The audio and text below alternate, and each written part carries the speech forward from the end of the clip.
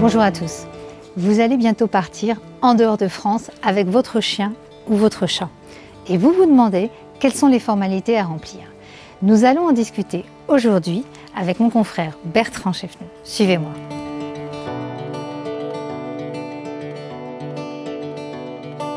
Bonjour Bertrand. Bonjour Valérie.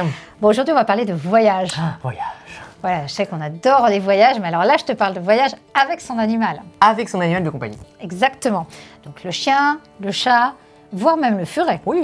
Parce qu'un furet aussi, c'est concerné par la puce électronique. Alors Bertrand, on peut toujours tatouer son animal, mais dès qu'on sort de France, c'est plus possible. Effectivement, le tatouage est toujours une manière d'identifier son animal en France, mais si on veut pouvoir le vacciner contre la rage ou avoir un passeport européen qui est délivré pour le voyage, il faut que celui-ci soit identifié de manière électronique. Exactement. Sauf si votre animal a été tatoué avant 2011. Oui, tout à fait. Donc maintenant, à partir du moment où on sort de France, ou alors même quand on va dans certains hôtels ou pensions pour chiens et chats, il faut que l'animal soit vacciné contre la rage. Et la rage, c'est particulier parce que c'est un vaccin qui a besoin d'un délai d'activation.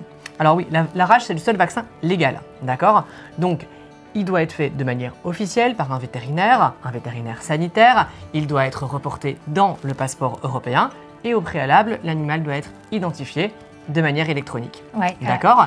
Et le jour où l'on fait le vaccin contre la rage, celui-ci n'est pas valable pour voyager à l'étranger. Il faut attendre un délai de 21 jours. Voilà. Donc de toute façon, si vous partez en vacances, il faut voir votre vétérinaire au moins 21 jours avant votre départ en vacances pour bien vérifier les vaccins de votre animal et surtout, s'il faut refaire un vaccin contre la rage, qu'il soit actif au moment du départ. Voilà, tout à fait. Oui, donc Bertrand, en plus en fonction du pays de destination, il y a des mesures à prendre. C'est-à-dire que quand on part en voyage avec son animal, nous, on recommande toujours d'appeler l'ambassade du pays de destination pour savoir aussi les formalités. Oui, effectivement. Alors chaque pays a ses formalités propres. En Union européenne, on est effectivement plutôt raccord. Mais c'est vrai que sinon, il faut mieux se renseigner en amont auprès de l'ambassade du pays, auprès de la compagnie aérienne, parce que certaines compagnies aériennes ou ferroviaires ont des exigences très particulière et également sinon auprès de votre vétérinaire qui pourra vous donner tous les renseignements nécessaires. Oui, tout à fait, parce que en fait, le vaccin contre la rage, la puce électronique, on va dire c'est la base de tout ce qu'il faut partout. C'est le B.A.-ba pour voyager. Le B.A.-ba, mais il y a certains pays qui peuvent imposer des sérologies, voire des vermifugations, voire des traitements antiparasitaires. Alors oui. Externes. Effectivement, il y a des pays qui vont vous demander donc effectivement le passeport, l'identification électronique, le vaccin contre la rage et qui vont vous demander également des sérologies pour la rage, pour prouver que ce vaccin a bien fonctionné, d'accord, c'est assez fréquent. D'autres pays vont vous demander des vermifuges avant le départ, voire des antiparasitaires externes. Et puis après, il y a encore aussi une série de destinations qui vont demander d'autres analyses pour d'autres maladies parasitaires, pour être sûr que l'animal est totalement sain pour le voyage. Voilà, donc vous l'aurez compris, partir en vacances avec son animal, ça s'organise, que ce soit un chat, que ce soit un chien, même un furet peut être identifié. Alors effectivement, de toute façon, le furet doit être identifié et avoir un vaccin contre la rage et un passeport également pour voyager à l'étranger. Et donc le chien et le chat également, d'accord?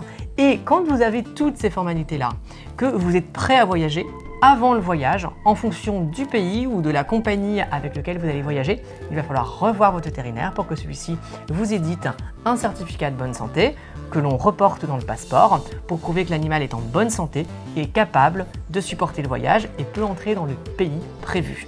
Attention aussi que certains pays demandent une contre-signature des autorités du pays pour pouvoir sortir. Oui, les fraudes, ce qu'on appelait avant la DGPP. Voilà, c'est ce qu'on appelle la Direction départementale de protection des populations, qui existe dans chaque département.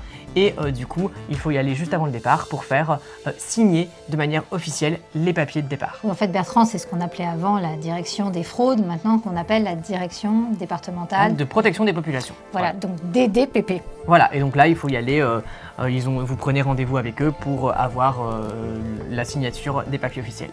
Bon, vous voyez, c'est pas non plus très simple, c'est pas très compliqué. Si vous avez un doute, demandez conseil à votre vétérinaire avant de partir en vacances. Prenez de l'avance, c'est pas 2 jours avant qu'on prévoit de partir avec son animal à l'étranger, ça nécessite que des vaccins soient actifs, ça nécessite parfois des sérologies. Chaque pays a ses conditions propres et donc l'idéal c'est de vérifier en amont avec votre vétérinaire, selon le pays de destination, ce qu'il va falloir faire pour son animal. Voilà, et tout à fait. Et alors faites attention, on a souvent tendance à considérer que certaines destinations, de petits week-ends, etc., c'est facile de voyager avec son chien. Pour tous les gens qui partent à Marrakech, au Maroc, des choses comme ça, il y a beaucoup de démarches à faire en amont et on ne part pas sur un coup de tête avec son chien ou son chat. Vous l'aurez compris, on ne veut pas vous gâcher le plaisir d'un voyage, mais au contraire éviter que vous soyez coincé à l'aéroport avec votre animal. Donc, consultez notre chaîne Tony et Léon si vous avez aimé partager cet épisode. Surtout, n'hésitez pas à le liker.